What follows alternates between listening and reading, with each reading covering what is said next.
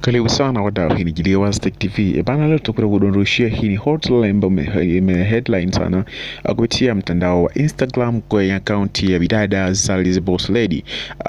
Kupitia klipu ya bwana Mpoki ambao alikuwa ameposti juu ya kuwasa wanaume, lakini Zari the Boss Lady akaichukua na kuigeuza kuiposti, yani akaichukua na kuiposti. Lakini watu wanavodai ni kwamba hii comment ama hii kitu ni kwamba imelengwa kwa mtu fulani, kwamba ni juu la mtu fulani, huenda ni Diamond Platinumz ama mtu mwingine.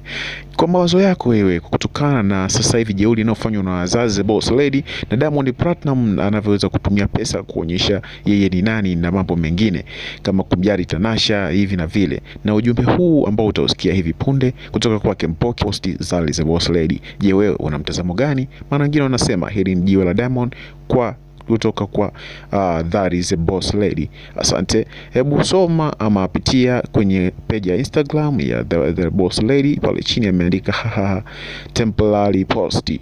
Okay, je, kwa mawazo yako wewe kutokana na video hii umejifunza nini ama umewaza nini? Asante. Ndio sababu Hassan Jiriwa, usisahau kusubscribe kwenye channel yetu ya JIRIWASONLINE TV. Asante. Wanaume wenzangu, mambo vipi?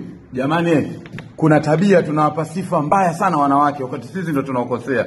Unaanza, mimi demu wangu anapenda nywele nzuri, nywele za bei kubwa, ana maisha ya gharama, anaenda kumbi za starehe, anataka gari la kifahari, nyumbani kwake nimwekee furniture, umeme sio nimwekee umeme wa $300, anataka matumizi makubwa. Sikia, we mwanaume mwenzangu, huyo mwanamke sio size yako. Achana naye, watafute wale wenye size yako au tuwaachie wenye hela. Ukiona nakupa vitu vya gharama na wewe una, wala usimuone mbaya yule mwanamke. Yeye yuko kimaslahi yake na uko kimaslahi yako. Wewe tafuta level zako.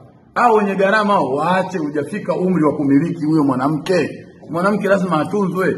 Wewe vipi? Mnakaa maskani unaanza, "Demu gani yule? Anapenda hela." Wewe una hela. Ndio maana kama mtu hana hela kila kitu anaona bei kubwa. Huwezi kutaka wali uwe na nyama nyingi wakati wali wenyewe shilingi 2000.